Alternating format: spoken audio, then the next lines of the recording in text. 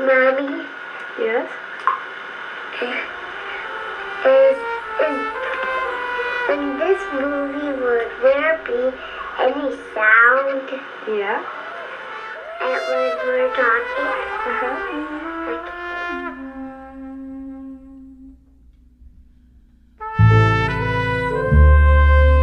I come from a long line of image makers. My grandmother Nancy, who I called Swiss because she said she was too young to be called Grandma, was a photographer. When I was a child, she would take me into a darkroom sanctuary and teach me to make images. I would sit in front of her camera having my portrait taken for hours on end. Swiss was a classic beauty embodied in forceful strength. She has always been a great influence for me, and it is impossible to think of her as anything but everything I have ever wanted to be. My brother and I were raised by a single mother who always kept her babies by her side. Katie, my mother, also my best friend, was a filmmaker. She taught us the honest, intense, difficult, inspiring, and beautiful world that she lived in. I think a lot about the women in my life and the women who seem to have the strongest impact on me, like Mom, my grandmother, and my daughter, Erin. I come from a long line of image makers. I also come from a line of sadness, addiction, and self-destruction. My grandmother would prefer that personal things be kept personal, and my mother was a complex person with a depth deeper than most people prefer to go. On March 5th, 1995, my mother wrote, rattling over and over in my brain, ideas, issues, conflicts boiling to the surface. All of it seemed so insurmountable and too big of an obstacle to overcome. I must remember balance. Take every step possible to avoid repeating history, not being like my mother. I thought that because I could display affection, let my children know they were loved, that I had broken the cycle. Well, maybe it is just a repetition of the cycle in a morphed form. In a fit of self-examination at one point in my life, I decided to confront my mother. Why can't you love me? Why can't you express any feelings except rage? Why won't you touch me? Why can't you tell me you love me? Have you ever told me in my entire life that you loved me? Because I can't recall a single time. I was so scared that my voice broke and my knees shook, but I had to know. I just wanted to understand. I wanted her to tell me, wipe the slate clean, let me know I was loved and accept my love. My dad was dead. I was off drugs. Patrick was alive and thriving. Erin was new and dewy to the world. I think so many people are used to seeing a portrait of people, everybody's smiling and very, very happy. And there are times in our families when they're certainly not.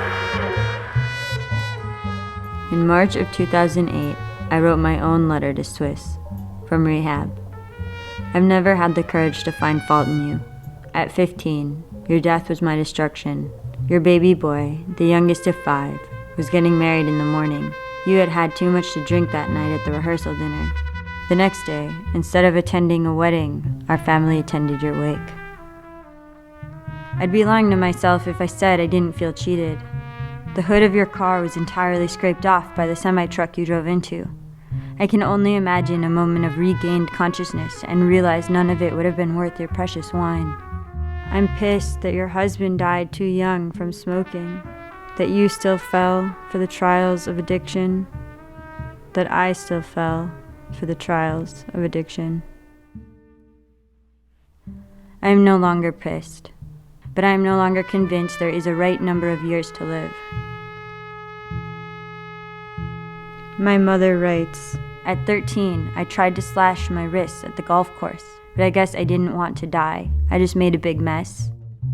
I came home all bloody and decided to wash up in the kitchen instead of my downstairs private bathroom. You screamed at me to get out of the kitchen. You were trying to cook dinner. Did you see the blood? Did you ask what happened? In the writing, her mother says, even as a baby you were in pain. You screamed and screamed. I could not make you feel better. You were born in pain and you screamed so hard and so long we put whiskey in your bottle and put you out in the hall so we did not have to listen to it. You have been needy, emotional, and in pain all of your life. A lot of artists, maybe all artists are that way. It is how you were born. My mother spent her life trying to learn new habits, new ways to heal, and she moved mountains. Then, my mother's heart broke. Her husband of 10 years, the only man who has ever loved her for exactly who she was, or so she thought, left her.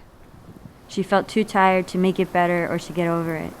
She was exhausted, her kids were grown, and she felt alone. I was 23 when I found my mother dead with a needle in her arm. Before then, she had been clean for 26 years. She did not succumb to addiction. It was not a mistake. My mother had had enough and took her own life. I do not hate her. I do not blame her, and I am not angry. The legacy of self-destruction, the legacy of addiction and substance abuse, these are the very real heritage that make up my genetic code. I miss my mother, and I'm glad that she is no longer in pain, fighting every day. I need somebody to snuggle with. My mommy. My mother gave me the tools I would need to break the cycle, healing with her love, with tools that allowed for an empty mind, balance, light, and laughter. She taught me to love. The love I know that both my mother and grandmother have for me, and maybe for each other, which is immense and intense and real, is what I am made of.